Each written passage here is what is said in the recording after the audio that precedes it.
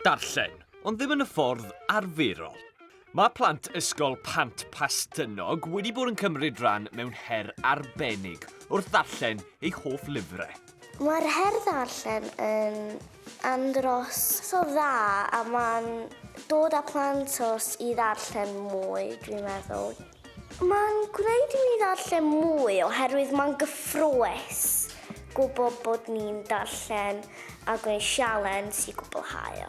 Mae'n helpu pobl, dwi'n meddwl, oherwydd di pawb ddim yn hoffi jyst darllen llyfr sy'n hir, ond jyst nhw'n gallu darllen rhywbeth byr fel comic. A dyma'r heriau, 30 ohonyn nhw, a'r gerdyn bingo yw ticio ar ôl i chi eu cwblhau.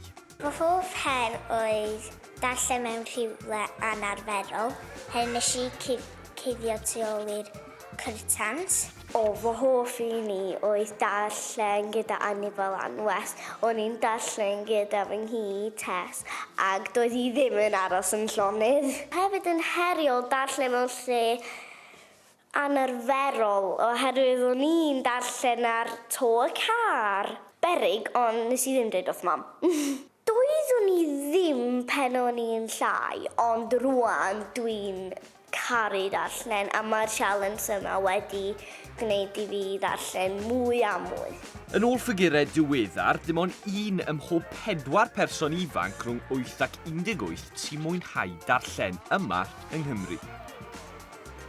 Mae'r her ddarllen yn dathlu 50 mlynedd ers sefydlu gwobrau tir na nog, gwobrau llyfrau plant.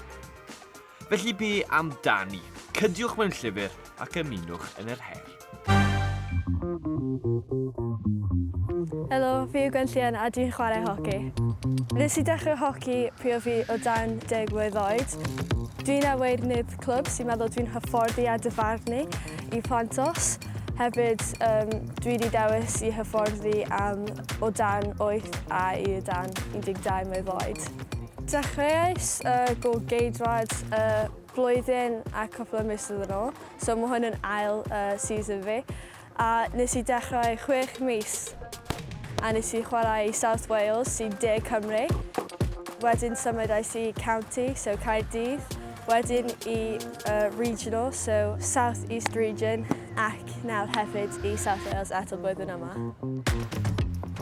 Dwi'n meddwl dyna pobl chwarae hoci, oherwydd mae hoci yn teimlo fel teulu.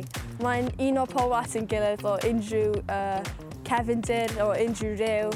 A dwi'n caru hoci oherwydd mae'n un o pobl at yn gilydd. Nes i cael ei sgau trwy'n llyfr Cymru trwy county. Roedd e'n surprise a fi ddim yn gwybod nhw fan'na chwaith. So fi'n chwarae efo pobl fi ddim yn gwybod yn gwylio fi. A they're just yn sioc ac yn dangos beth fi gallu gwneud heb gwybod. Pryd dwi'n mwy hyn, gobeithio gallai chwarae i Cymru, y Deyrnas Unedig, a falle gallu chwarae yn y Euros neu'r Olympaidd.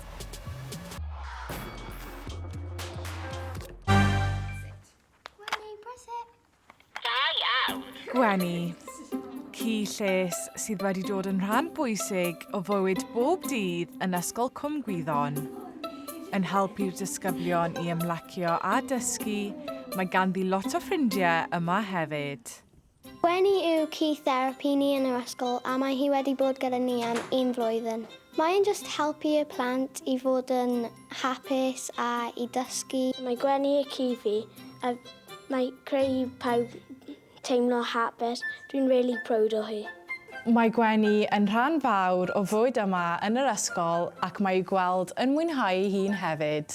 Mae hi'n just chwarae gemau gyda plant a rolio dis a preso botymau, so mae nhw'n gallu chwarae hefyd. Mae Gwenni wedi redeg gyda plant bach am y mini marathon. Mae'n cael lot o egni fel mae yn barod, ond mae'n just lush gyda plant bach a redeg gyda nhw. Ond nid dim ond chwarae mae Gwenni'n ei wneud. Mae hi hefyd yn helpu'r plant mewn ffyrdd gwahanol.